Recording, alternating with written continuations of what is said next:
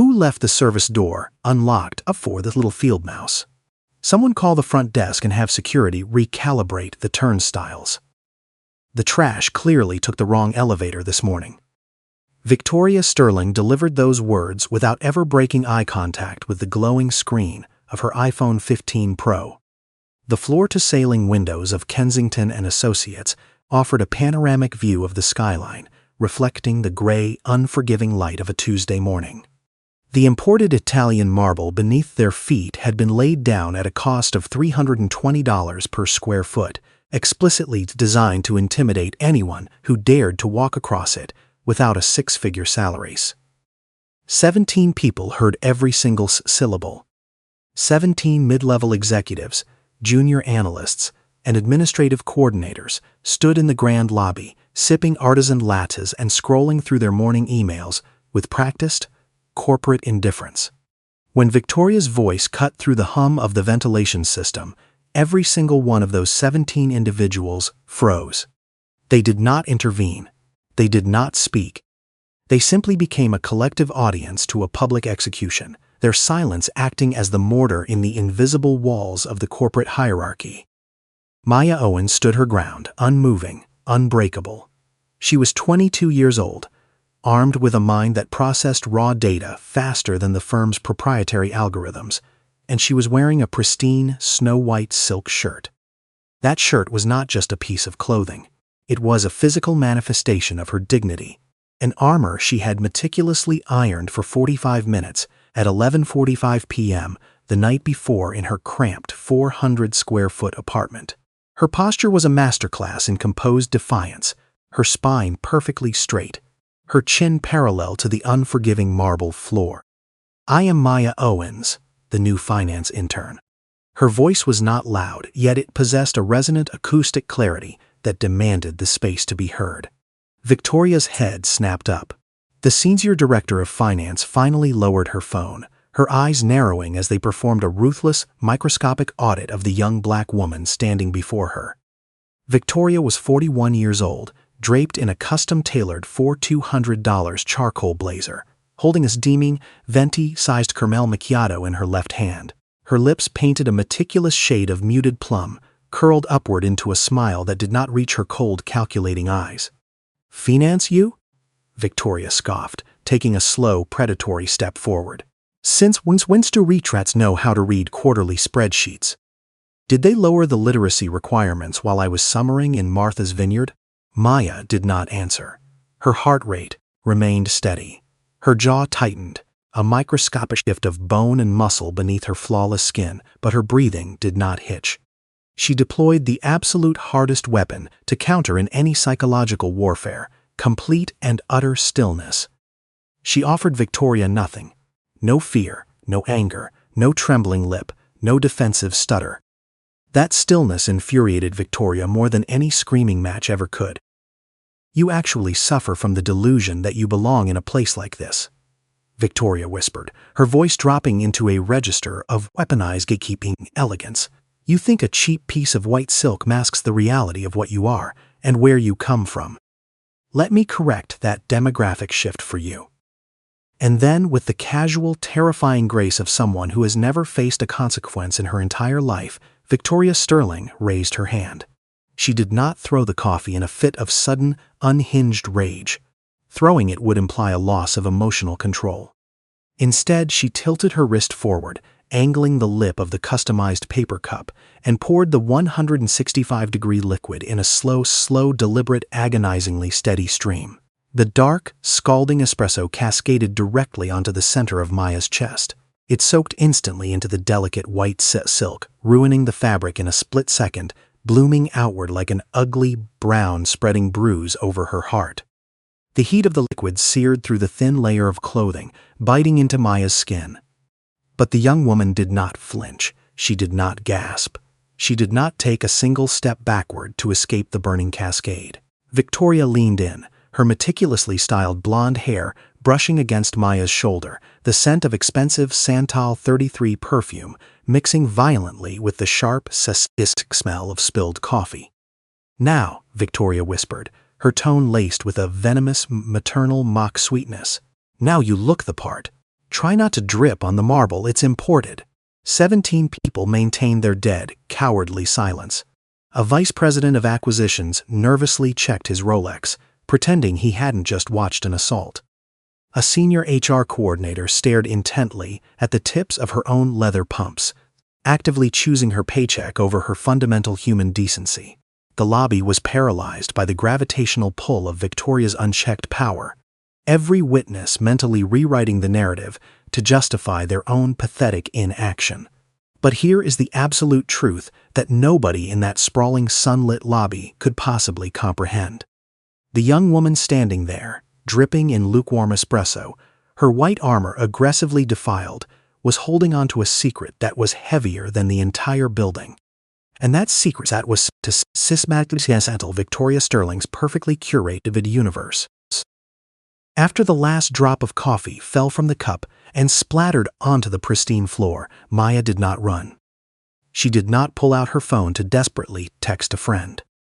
She did not rush to the executive restrooms to frantically scrub at the stain with cheap paper towels and tears of humiliation. Maya Owens simply stood there for exactly 12 seconds. 1, 2, 3. She allowed the silence to stretch, forcing every single heavy, suffocating weight of what they had just allowed to happen. 4, 5, 6. The coffee seeped deeper, staining her skin, ruining her presentation, to touch her core. 7, 8, 9. She memorized the exact angle of Victoria's smirk, logging the data into the relentless calculating machinery of her mind.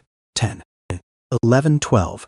When the 12th second passed, Maya finally moved. She did not look at Victoria again. She bypassed the senior director entirely, walking with measured, rhythmic steps directly toward the grand reception desk. Her posture was even straighter than when she had walked in.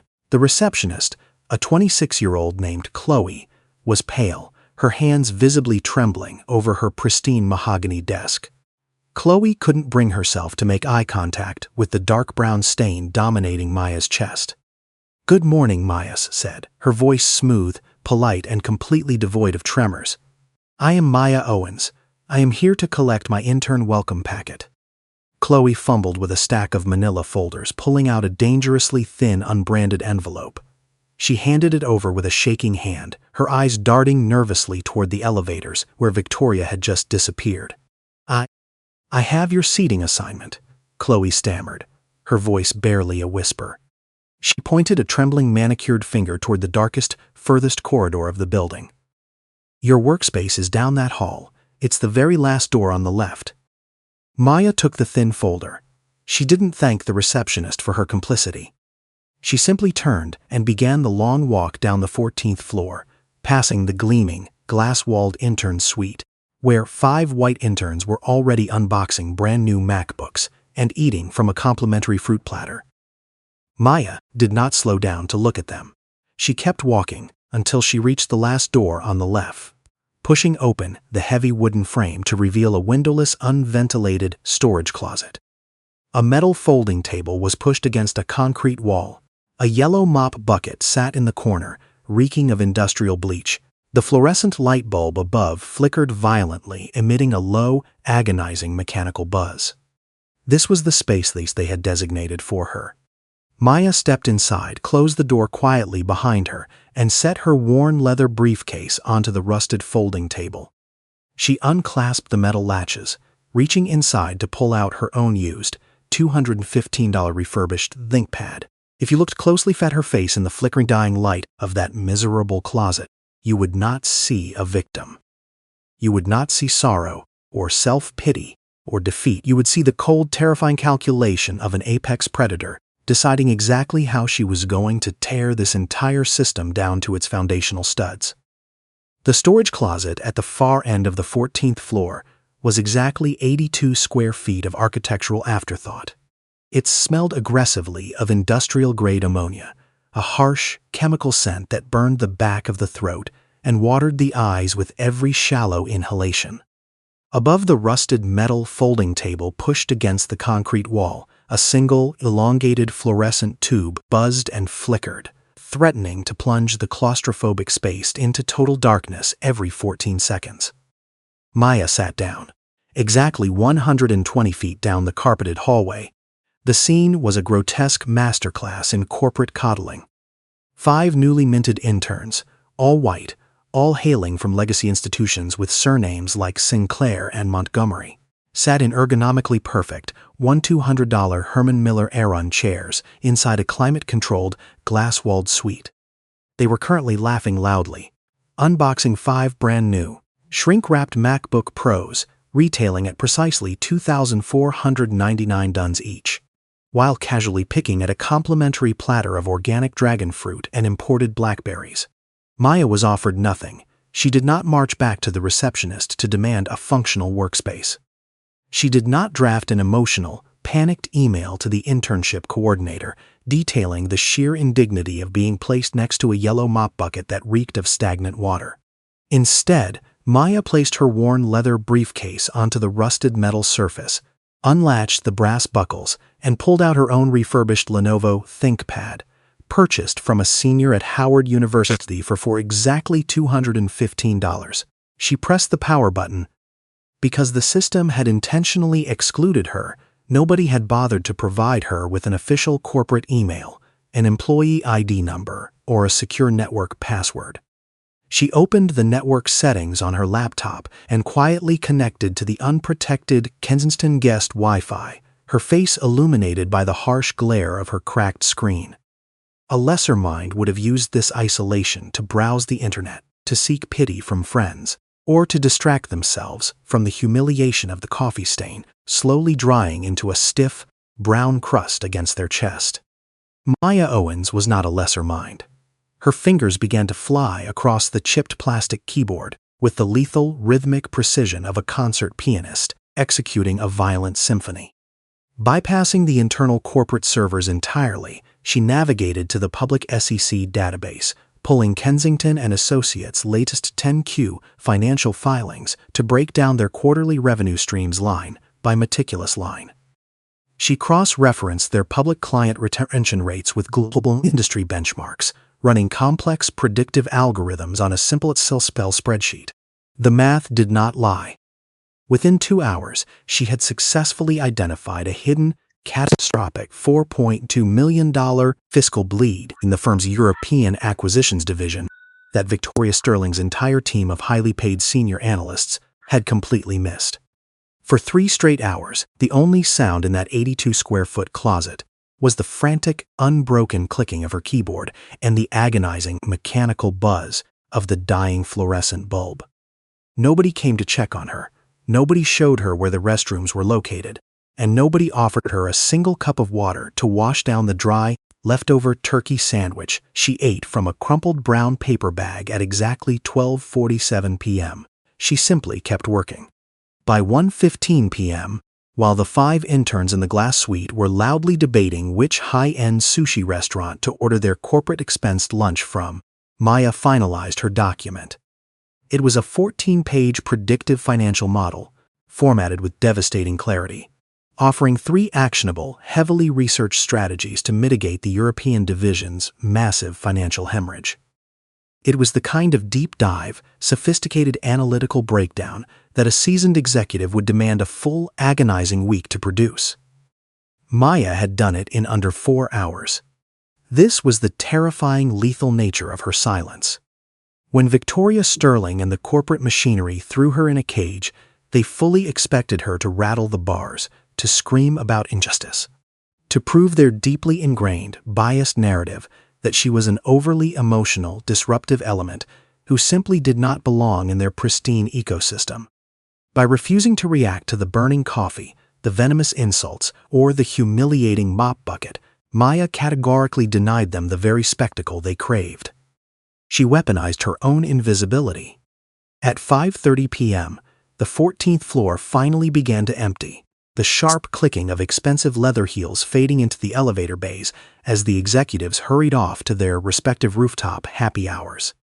Maya packed her $215 laptop back into her briefcase, buttoned her navy blue blazer tightly across her chest to completely conceal the dark, crusty ruin of her silk shirt, and walked out of the building.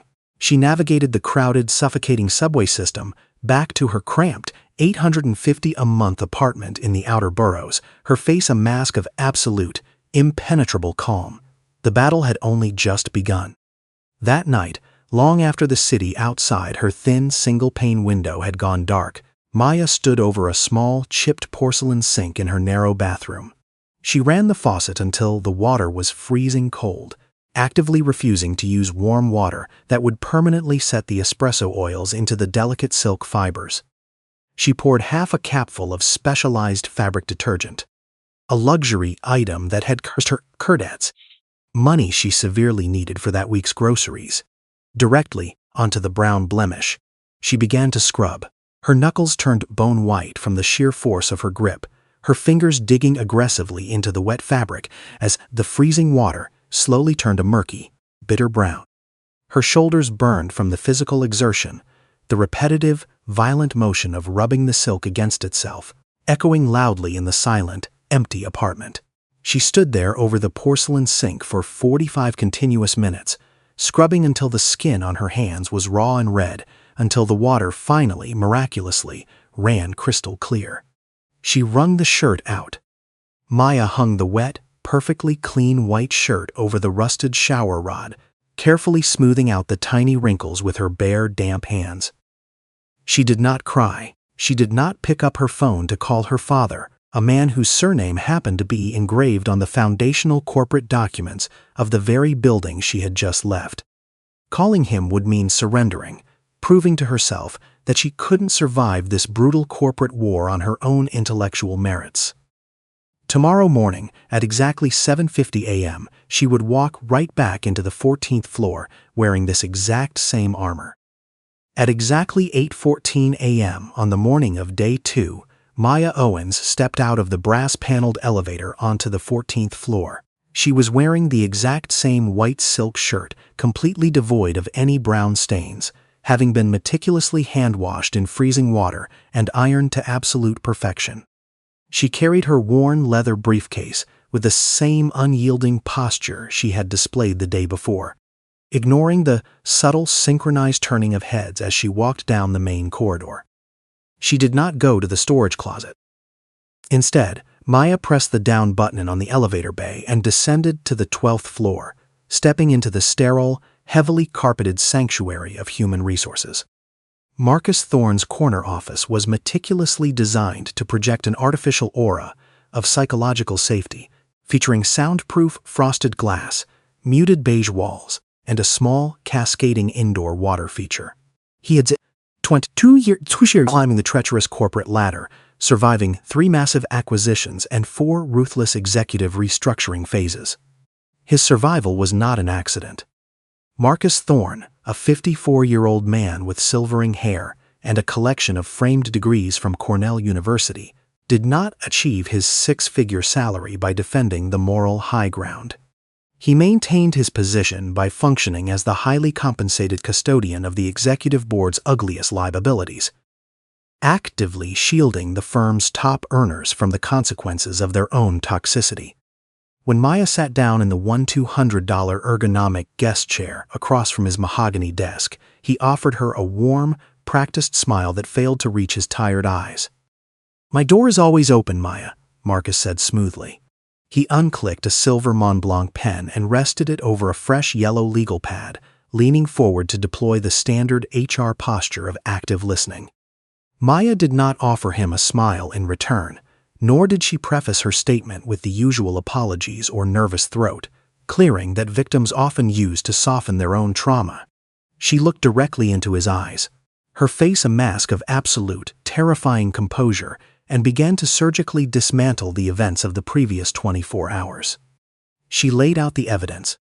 Maya detailed the 7:53 a.m. confrontation in the marble lobby, providing the exact demographic breakdown of the 17 executives who stood paralyzed and complicit. She described the 165-degree caramel macchiato poured deliberately onto her chest, classifying it not as an accident, but as a calculated physical assault designed to establish corporate dominance.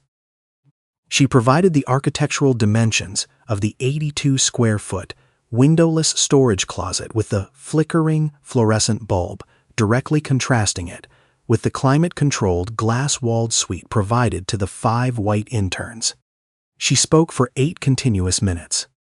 Her voice never wavered, never cracked with suppressed tears, and never once deviated from a purely clinical, data-driven analysis of Victoria Sterling's overt hostility. This was the lethal nature of Maya's intellect. She refused to give Marcus the emotional breakdown he needed to classify her as a hysterical or overly sensitive junior employee. When she finally finished, the silence in the office was thick enough to choke on, broken only by the rhythmic, mocking trickle of the artificial water feature in the corner. Marcus Thorne stared at the young woman.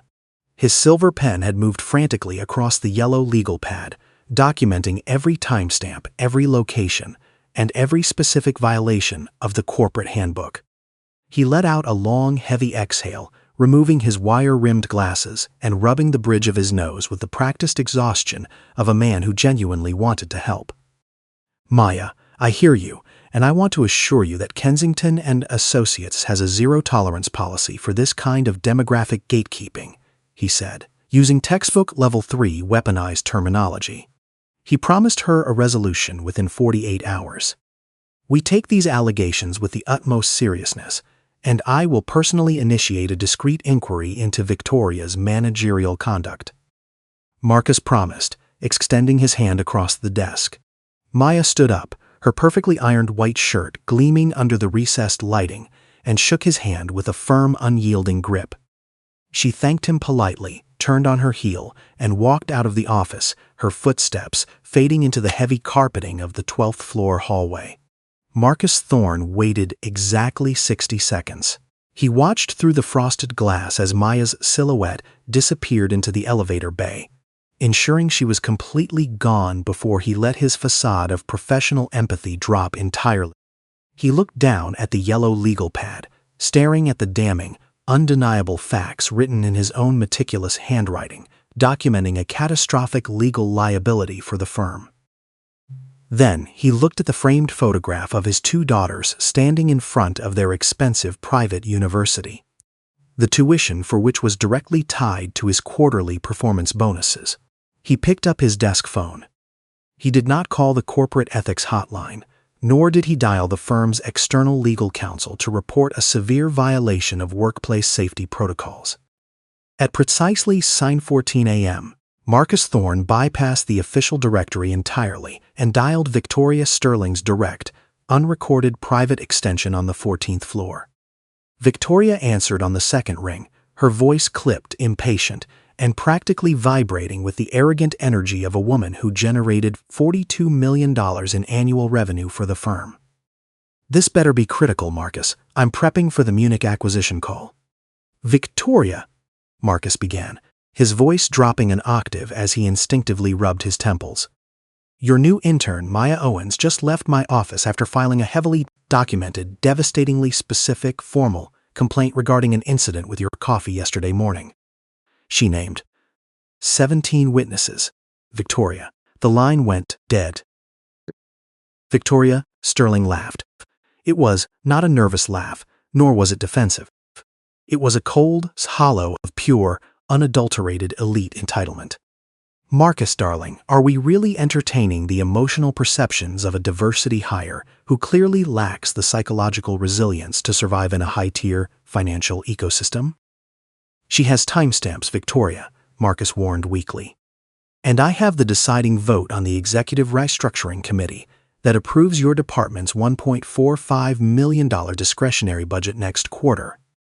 Victoria countered smoothly, her voice dropping into a register of terrifying, weaponized gatekeeping. "The girl is not a cultural fit.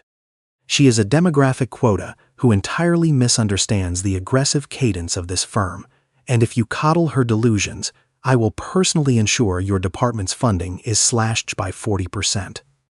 The threat hung in the air, heavy and absolute. Victoria didn't wait for a response. She simply terminated the call, leaving Marcus listening to the hollow, mechanical dial tone of a system that had just successfully protected its apex predator. Marcus slowly placed the receiver back onto the cradle, his eyes drifting downward to the yellow legal pad filled with Maya's immaculate, horrifying truth. He picked up his silver Mont Blanc pen, a luxury item gifted to him by the very executives he shielded. He drew a single, thick black line through the entire page. In the margin, using small, cramped letters, Thorne scribbled 5 words of what would serve the bureaucratic execution of Maya Owens' pursuit of justice. His informal feedback. No action required. He ripped the yellow page from the pad, folded it meticulously into perfect thirds, and buried it at the very bottom of a locked filing cabinet where it would never see the light of day. The system had closed its doors. At exactly 2:14 p.m., Maya Owens finalized the PDF export of her financial audit. She bypassed the internal servers to avoid early detection, attached the highly classified 14-page document detailing the exact nature of the $4.2 million European fiscal hemorrhage, and typed Victoria Sterling's pristine corporate address into the recipient bar.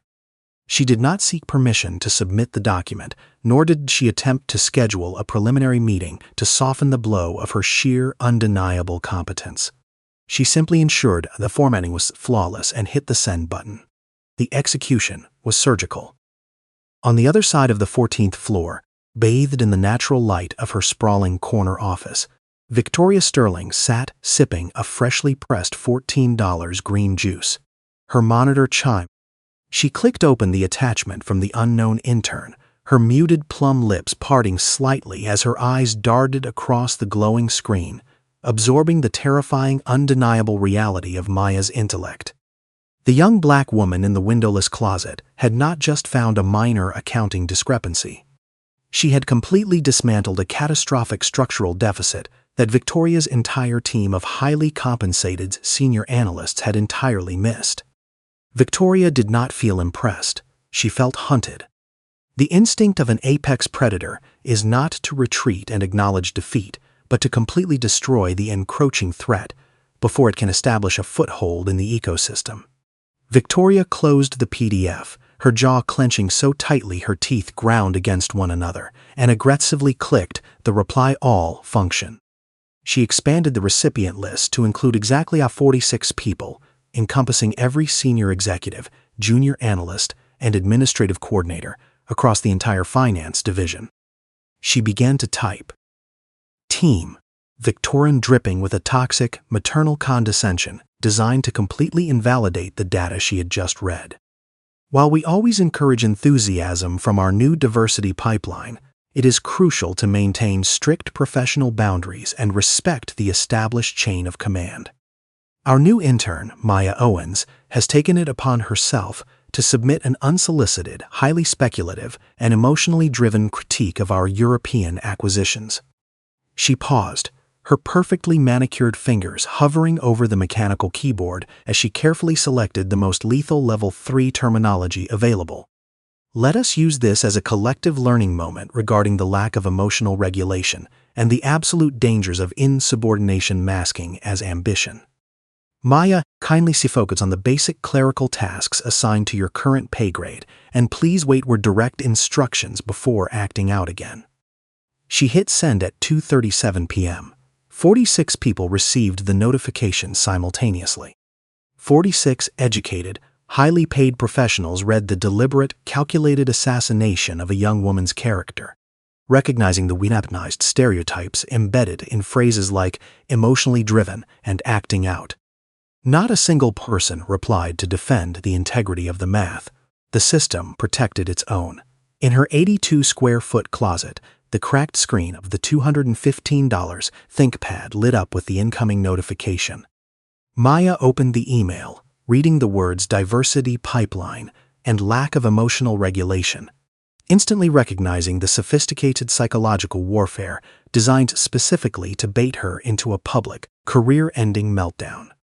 If she marched out there and yelled, she would instantly become the angry, unhinged black woman they so desperately wanted her to be. If she cried, she was fundamentally too weak for the ruthless world of corporate finance. Maya did neither.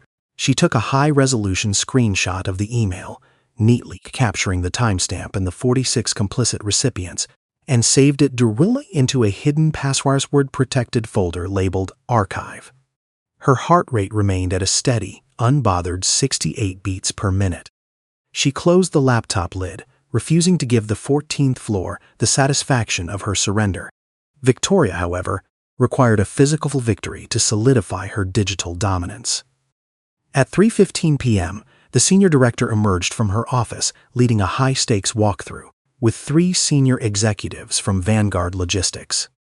They were formidable men in $5,000 bespoke suits, currently evaluating Kensington Associates for a potential $150 million asset merger. Victoria was performing brilliantly, gesturing toward the glass-walled Intern suite with a practiced, predatory grace, painting a picture of a progressive, flawless corporate machine running at peak efficiency. Then, she spotted Maya walking toward the break room to refill her plastic water bottle.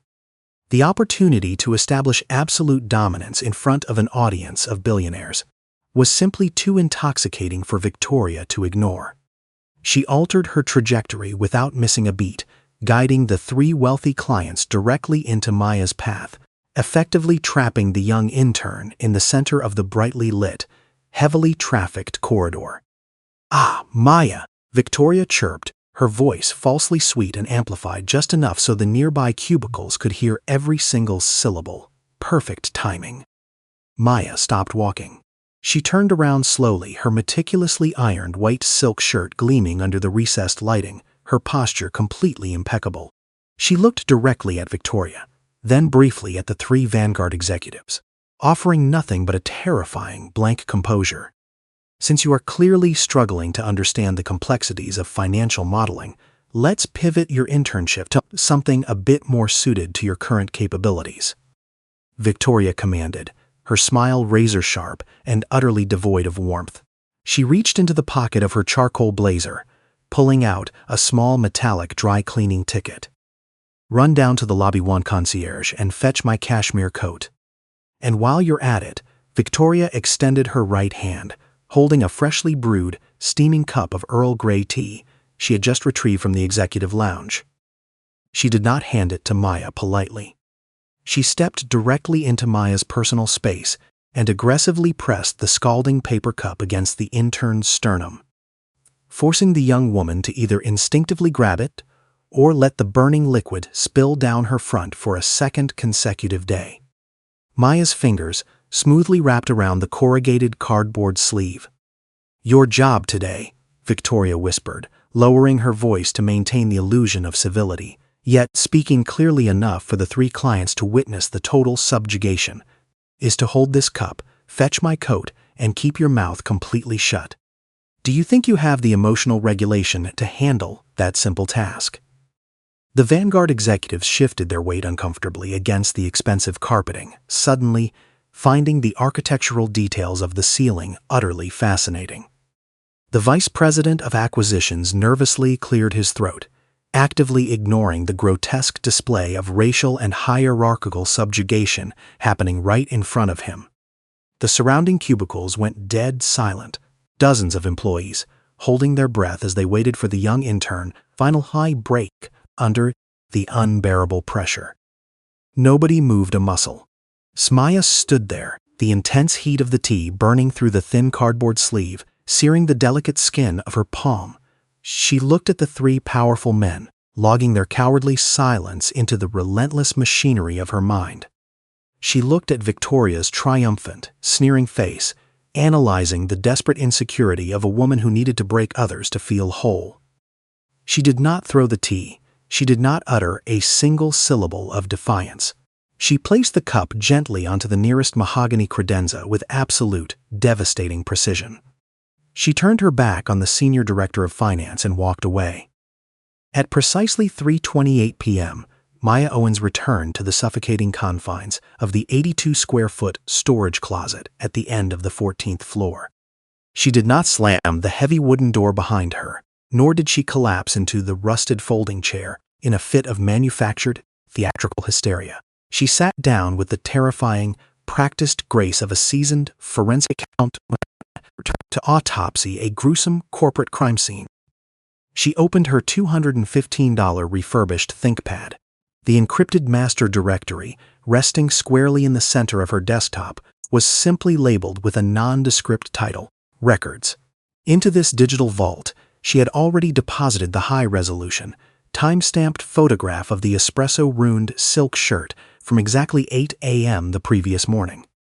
She had also archived a perfectly preserved screenshot of the weaponized 46-recipient email chain designed by Victoria to categorically assassinate her professional character.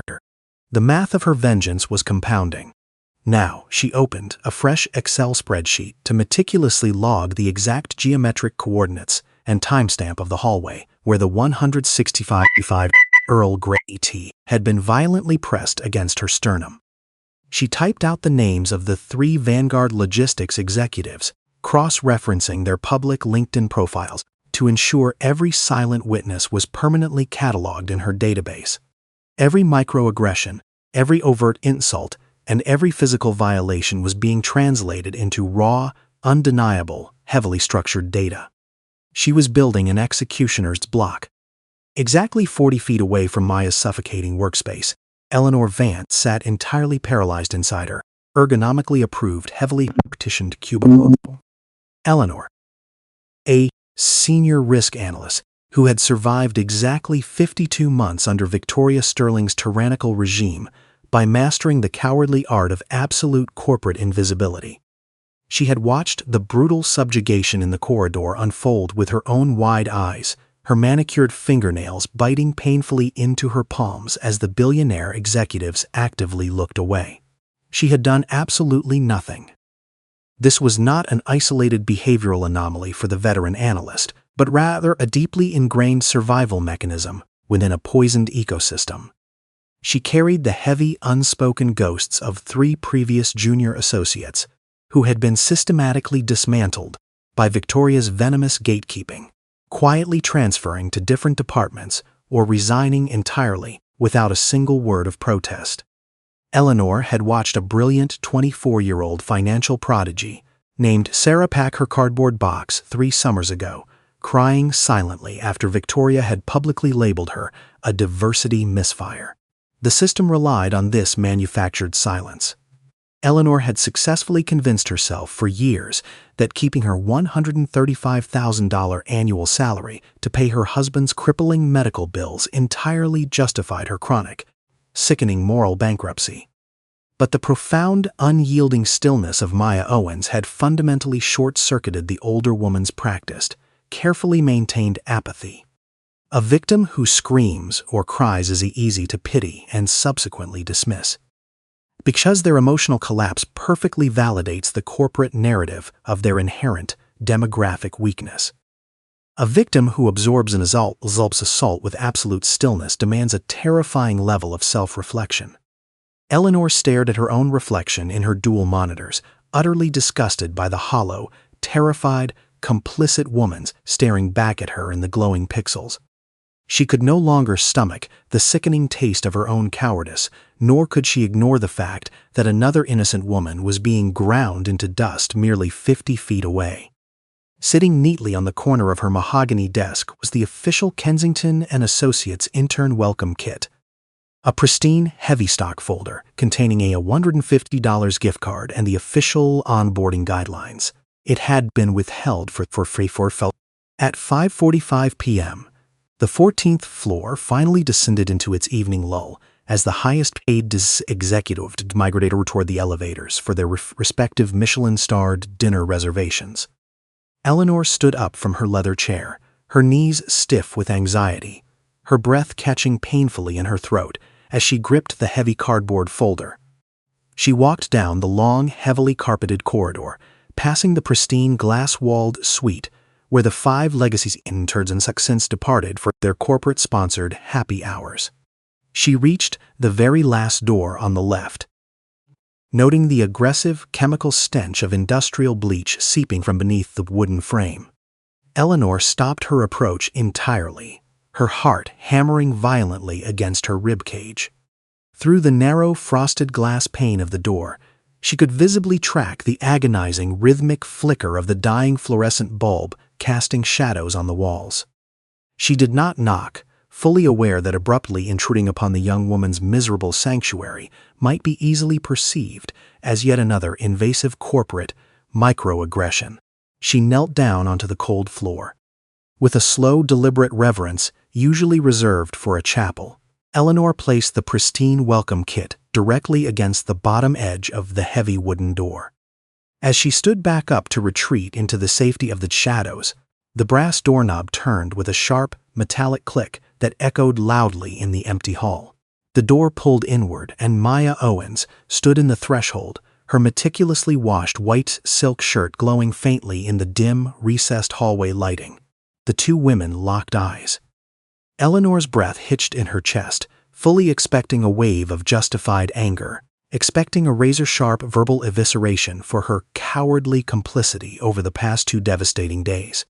Maya simply looked down at the folder resting on the floor, analyzing the gesture, and then looked back up into the older woman's terrified, tear-filled eyes. "I saw what she did in the corridor with the tea," Eleanor whispered, her voice trembling so violently it barely registered above the mechanical hum of the central ventilation system. "I saw everything." Eleanor swallowed the thick, suffocating lump of shame residing in her throat, finally forcing her shoulders back to stand tall in front of the brilliant young intern. "I kept localized copies of every single discriminatory email, every falsified performance review, and every HR cover-up from the last 4 years, Maya." She did not ask for forgiveness, nor did she expect absolution. She simply offered the only currency that actually mattered in this ruthless, bloodthirsty corporate war. She offered her ammunition. Maya did not smile, nor did she offer a warm, comforting platitude to falsely absolve the older woman of her profound, undeniable guilt. She simply reached down, picked up the official welcome kit, and held the heavy cardboard firmly against her chest with steady, unshakable hands. "Upload the entire archive to an encrypted external drive tonight," Maya commanded, her voice dropping into a register of absolute, terrifying authority that belonged to a seasoned CEO. "Bring them to this closet tomorrow at exactly 8:15 a.m. At exactly 8:15 a.m. on the morning of day 3, Eleanor Vance stepped into the 82-square-foot storage closet, clutching a brushed aluminum Kingston encrypted flash drive in her trembling right hand. She did not offer a polite morning greeting, nor did she attempt to engage in the hollow, performative small talk that usually lubricated the toxic social machinery of the 14th floor. She simply placed the cold metal rectangle onto the rusted folding table, physically transferring 4.5 years of meticulously documented corporate atrocities into Maya's possession. The drive contained exactly 4.2 gigabytes of undeniable truth. Maya connected the device to her $215 refurbished ThinkPad, her eyes scanning the heavily nested folders containing 47 separate, deliberately buried HR grievances and 12 aggressively enforced non-disclosure agreements. Every single document bore the digital fingerprints of Victoria Sterling, detailing a horrific, undeniable pattern of demographic gatekeeping, racial microaggressions, and systematic psychological abuse. 52 months. Maya now possessed the exact ballistic equivalent of a corporate nuclear warhead, perfectly capable of vaporizing the senior director's entire carefully curated career. She simply needed a viable launch code. However, apex predators possess a terrifying, almost supernatural sensitivity to the microscopic shifts in the atmospheric pressure of their immediate ecosystem. Victoria Sterling did not know about the encrypted flash drive, but she fundamentally recognized that the young black intern she had publicly assaulted and humiliated remained profoundly, infuriatingly unbroken. The senior director could not tolerate a reality where her absolute authority was met with stoic indifference, so she decided to escalate the psychological warfare to a catastrophic level. She picked up her desk phone and dialed the director of facilities. "We have a spatial efficiency issue," Victoria stated, her voice dripping with the kind of weaponized, corporate elegance that masked profound malice. "The current temporary workspace for our diversity hire is situated too close to the primary client circulation routes, presenting an unacceptable visual disruption of our aesthetic standards. Relocate her immediately to the dead-end corridor behind the archival filing cabinets on the west wing." The execution of this directive was agonizingly swift. At precisely 10:32 a.m., two heavily tattooed maintenance workers arrived at the closet, physically dismantling the rusted folding table and then carelessly tossing leather briefcase onto a wheeled utility cart. They marched her across the entire length of the 14th floor, parading her past the Sullaswold Intern suite, where the 5 Legacy Inn stopped their corporate training modules specifically to point and laugh. Maya kept her spine perfectly straight, refusing to lower her gaze as she was escorted to a miserable, windowless alcove situated directly adjacent to the industrial freight elevator. This was the ultimate architectural manifestation of marginalization. The new workspace was a geometric nightmare, barricaded behind 3 towering rows of obsolete steel filing cabinets from 2014, effectively erasing Maya from the visual consciousness of the entire firm. The ambient temperature in the alcove hovered at a freezing 58 degrees, heavily saturated with the nauseating, mechanical stench of industrial hydraulic fluid and ozone. Every 7 minutes, the massive freight elevator engaged with a deafening 62 decibel metallic grind that violently rattled the screen of her cheap laptop. She had been physically banished to the absolute bottom of the corporate hierarchy. Maya sat down in the freezing shadows, attempting to formulate a strategy to bypass Marcus Thorne and submit the 42 gigabytes of evidence directly to the external ethics board.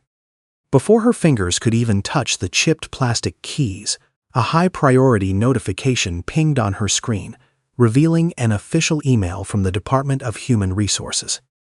Marcus Thorne had preemptively weaponized the bureaucratic system against her, officially placing Maya on a Level 3 performance improvement plan, citing gross insubordination and an aggressive inability to accept managerial direction. The system had not just protected the abuser, it had actively inverted reality. The attached PDF outlined a series of impossible, deeply humiliating clerical metrics she was required to meet by 5 p.m., explicitly threatening immediate, uncompensated termination if she failed to comply. Maya stared at the sterile, legally bulletproof language of the document, realizing with sickening clarity that the encrypted flash drive in her pocket was currently entirely useless. If she presented the evidence now, Marcus Thorne would simply dismiss it as the retaliatory, fabricated desperation of an incompetent, emotionally unstable intern facing termination. The walls had completely closed in. At exactly 12:47 p.m., the massive freight elevator ground to a halt behind her, the heavy metallic vibration rattling the bones in her chest. Maya sat entirely alone in the freezing, oil-scented darkness, her perfectly ironed white silk shirt shivering against the harsh, aggressive drafts of the industrial ventilation shaft. For the very first time since she had walked into Kensington Associates, the impenetrable armor of her terrifying composure began to show microscopic hairline fractures. She reached into the pocket of her navy blue blazer. Maya pulled out her cracked iPhone, the harsh glare of the screen illuminating her exhausted, perfectly symmetrical features in the shadowed alcove. She slowly opened her encrypted contact list, scrolling past her university professors and college roommates until her thumb hovered over a single, unadorned entry, simply labeled Dad. She stared at the vibrant green call button, fully aware of the unimaginable, world-ending power resting on the other side of that digital threshold. One phone call would end it all. Maya Owens, the Billionaire founder and sitting CEO of Kensington Associates, was currently wrapping up a 5-week international expansion tour in Singapore. Maya knew with absolute certainty that if she pressed that green button, her father would deploy a fleet of ruthless corporate attorneys and executive fixers within 3 minutes. Victoria Sterling would be summarily escorted out of the building by armed security before 2:01 p.m., and Marcus Thorne would find his career instantly reduced to a smoldering pile of radioactive ash. The justice would be absolute, bloody, and instantaneous. Her thumb rested heavily on the smooth glass, exactly 2 millimeters above the screen. Maya closed her eyes, listening to the agonizing, mocking hum of the freight elevator, fighting a desperate, suffocating battle against her own profound exhaustion. If she called him, she would permanently validate Victoria's darkest assumption, that she was nothing more than a fragile, incompetent girl, entirely dependent on external power to survive. She needed to know, in the deepest, most sacred recesses of her own soul, that her intellect and her resilience were enough to dismantle this empire without his name protecting her. She pulled her thumb away from the screen. Maya Owens placed the phone face down on the cold metal table, inhaling a sharp breath of the ozone-tainted air. She was not going to call her father. She was going to burn this entire floor to the ground with her own 2 hands. At precisely 3:45 p.m., the private elevator dedicated exclusively to executive leadership chimed softly on the 14th floor, bypassing the standard security protocols entirely. The polished brass doors slid open to reveal Nathaniel Owens, 59er Owens, Feason Billionaire founders, returning, he CEO completely unannounced from his 5-week international expansion tour in Singapore. He wore a bespoke charcoal suit that radiated quiet, terrifying authority, stepping onto the imported Italian marble with the heavy, unhurried gait of a man who owned the very air circulating through the ventilation system. The entire floor immediately held its breath. Victoria Sterling, who had been actively berating a junior associate near the reception desk, instantly completely abandoned her victim to intercept the arriving billionaire. She plastered a vibrant, flawlessly manufactured smile across her face, smoothly adjusting the lapels of her $200 blazer, as she practically glided across the floor to greet him. She deployed her most polished, deferential tone, a sickeningly sweet cadence designed specifically to mask the rotting, toxic core of her department. "Nathaniel, what an absolute honor to have you back so soon." Nathaniel offered her a measured, polite nod, his sharp eyes already scanning the sprawling, brightly lit architectural layout of his flagship office. "The European acquisitions were finalized 48 hours ahead of schedule, Victoria, so I decided to return and personally evaluate the integration of our new summer cohort. I want to see the future of this firm." Victoria's smile widened, completely oblivious to the catastrophic reckoning resting just beneath the surface of his request. She confidently guided the CEO down the main corridor, gesturing with elegant, sweeping motions toward the pristine, glass-walled suite where the 5 legacy interns were currently engaged in a mock trading simulation. She proudly pointed out the heir to the Sinclair fortune and the Montgomery boy, aggressively leveraging their aristocratic pedigrees to validate her own managerial brilliance. Nathaniel stood silently before the glass, observing the 5 young, white faces bathed in the glow of their 2,499 MacBook Pros. He did not smile, nor did he offer the enthusiastic corporate platitudes Victoria so desperately craved. He simply turned his head, his silvering temples catching the recessed lighting, and looked directly into the senior director's eyes. "My preliminary intake briefing documented exactly 6 candidates for this cohort." The ambient temperature in Victoria's immediate vicinity seemed to completely evaporate, leaving a sudden, suffocating vacuum in her chest. She maintained her smile through sheer, desperate muscle memory, quickly attempting to weaponize her established corporate jargon to dismiss the terrifying discrepancy. "Ah, yes. The diversity pipeline candidate required a highly specialized isolated environment to effectively manage her emotional regulation and focus." Victoria lied smoothly, her voice betraying only the faintest microscopic tremor. Nathaniel's expression remained terrifyingly blank. "Show me." He did not ask it as a question, nor did he raise his voice to convey his authority. It was a devastatingly calm, absolute command that completely shattered Victoria's illusion of control. She swallowed hard, her manicured nails digging painfully into the palms of her hands, as she was forced to lead the billionaire CEO away from the mahogany desks and the natural sunlight. They walked down the long, heavily carpeted corridor, stepping past the break room and the executive lounges, moving deeper into the bleak, forgotten architecture of the West Wing. The air grew noticeably colder. At 3:51 p.m., they reached the dead-end corridor barricaded behind the 3 towering rows of obsolete steel filing cabinets from 2014. The nauseating scent of industrial hydraulic fluid hung thickly in the 58-degree air, creating a miserable, sensory nightmare that aggressively violated every single standard of the firm's elite branding. Nathaniel stepped around the rusted metal cabinets, completely ignoring Victoria's desperate, panicked attempts to explain the spatial efficiency logistics of the placement. He stopped completely dead in his tracks. Sitting at a rusted utility cart directly adjacent to the massive industrial freight elevator was a young black woman in a perfectly ironed white silk shirt. The 62 decibel mechanical grind of the elevator shaft rattled the cracked screen of her $215 refurbished ThinkPad, casting harsh, flickering shadows across her exhausted but utterly unyielding face.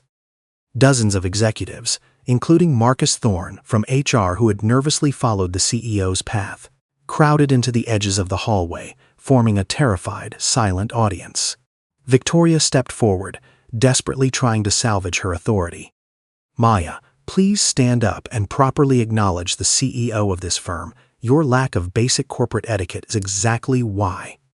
Nathaniel Owens raised a single, open hand, cutting off the senior director's venomous reprimand with the lethal, silent efficiency of a guillotine.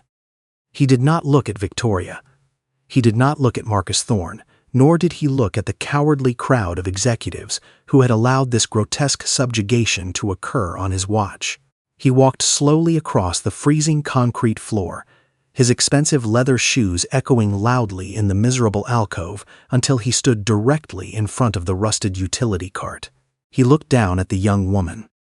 Maya closed her laptop, pushing the plastic lid down with steady fingers, and slowly stood up to meet the towering presence of the billionaire founder. The silence in the corridor was absolute, ringing in the ears of every single spectator as they waited for the CEO to violently expel the insubordinate intern.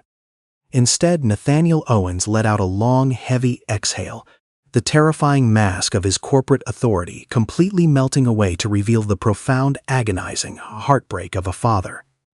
He opened his arms and pulled her into his chest. "So incredibly proud of you, my daughter," Nathaniel whispered, his deep voice carrying clearly and deliberately across the freezing, oil-scented hallway. Victoria Sterling's entire meticulously curated universe instantly ceased to exist. The blood drained completely from her face, leaving her perfectly applied plum lipstick standing out like a fresh, gruesome wound against chalk-white skin. Marcus Thorne stumbled backwards, vestward, his shoulders slamming painfully into a steel filing cabinet as the horrifying realization of his own bureaucratic cover-up violently detonated inside his brain. The 17 executives who had watched the coffee assault in the lobby suddenly felt the crushing, inescapable weight of their own cowardice wrap around their throats. Maya stepped back from the embrace, her spine straight, her eyes locking onto Victoria's completely shattered, terrified face. "Conference Room A right now," Nathaniel commanded, his voice returning to a glacial, uncompromising register that promised absolute ruin. By 4:02 p.m., the main glass-walled conference room was suffocatingly full, with Nathaniel sitting at the absolute head of the long mahogany table, Maya seated at Vernley's right hand. Victoria Sterling and Marcus Thorne sat opposite them, both practically vibrating with terror, their prestigious careers rapidly dissolving before the eyes of the entire firm watching through the glass. Maya did not yell, nor did she gloat. She simply placed the brushed aluminum Kingston flash drive onto the center of the table with a heavy, metallic clink. She executed the final strike. This drive contains exactly 4.2 gigabytes of encrypted data, including 47 varied HR grievances, 12 illegally enforced NDAs, and a timestamp record of every racial microaggression committed by Victoria Sterling over the last 52 months. Maya stated, her voice echoing with lethal mathematical precision. Marcus Thorne opened his mouth to mount a desperate legalistic defense regarding data privacy protocols.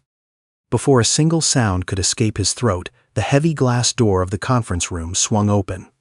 Eleanor Vance, the 47-year-old senior risk analyst who had spent 4 years hiding in the shadows, walked into the brightly lit room with a pristine welcome.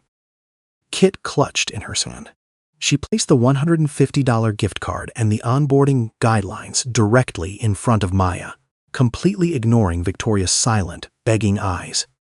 Eleanor turned to Nathaniel Owens, her shoulders finally pulled back, her voice shaking but entirely unbroken. "The system here is designed to protect monsters, Mr. Owens, and I am officially done feeding them." The absolute silence in Conference Room A was no longer the cowardly quiet of a complicit crowd, but the suffocating vacuum of an empire collapsing upon its architect. Nathaniel Owens did not scream, nor did he slam his fists against the heavy mahogany table to physically manifest his righteous fury.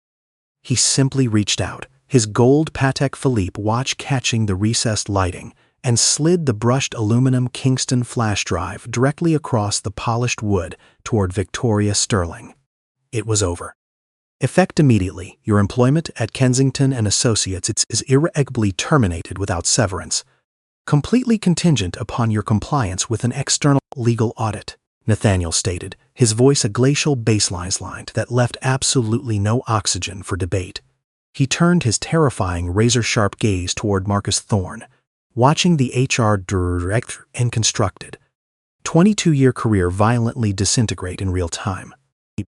"You will pack your office by 5 p.m., Marcus, and you will leave your corporate security badges on this table before you are escorted out."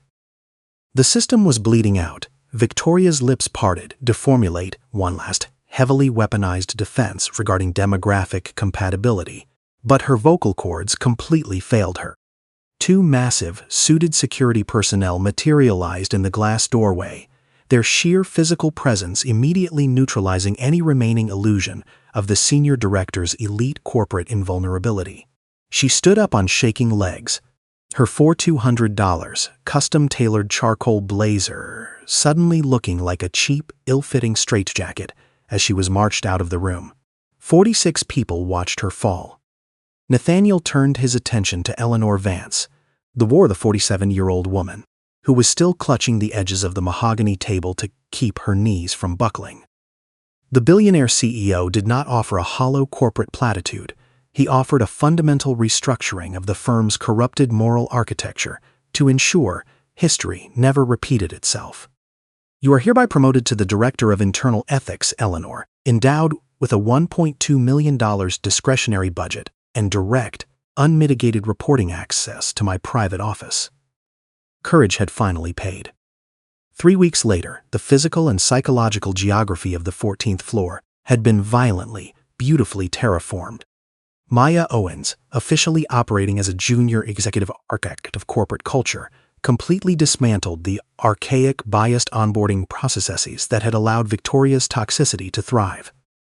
Every incoming intern was now assigned a mandatory glass-walled workspace in the central atrium, complete with a 2,499 MacBook Pro and a heavily monitored, unalterable digital feedback loop. There were no more closets. In a quiet, unpublicized move of absolute, devastating superiority, Nathaniel Owens dialed Victoria Sterling's personal cell phone on a Sunday afternoon. He did not call to gloat or to threaten further legal ruin, but rather to offer an aggressively high-end $45,000 executive rehabilitation session and psychological bias training program, fully expensed by his private estate. He offered her the exact thing she had actively, brutally denied his daughter, a singular opportunity to actually learn, evolve, and correct her demographic gatekeeping. Redemption requires an open door. On a crisp Tuesday morning, exactly 21 days after the espresso incident, Maya Owens stepped out of the brass-paneled elevator and into the sprawling, sunlit lobby. She wore a pristine, impeccably tailored navy blue suit over a flawless white silk shirt, her worn leather briefcase replaced by a sleek, monogrammed Prada portfolio. 17 executives milled about the imported Italian marble, but this time, every single one of them offered a polite, respectful nod as she walked past. She had conquered the space. Eleanor Vance stood by the executive coffee bar, a warm, genuine smile breaking across her face as the brilliant young prodigy approached. She handed Maya a perfectly brewed, steaming cup of Earl Grey tea, securely wrapped in a thick corrugated cardboard sleeve to protect her hands. Maya took it with a steady grip, inhaling the fragrant, Senate bergamot scented steam, without an ounce of fear, hesitation, or subservience. She took a slow sip. The story of Maya Owens is fiction, but the suffocating silence of those 17 executives is a terrifying reality playing out in corporate ecosystems every single day. According to the EEOC, over 60,000 workplace discrimination charges are filed annually in the United States, representing only a fraction of the victims with the resources to actually report the abuse. Victoria Sterling didn't almost destroy a brilliant young mind simply because she was inherently toxic. She did it because an entire floor of highly compensated professionals watched and said absolutely nothing. The system protects its monsters.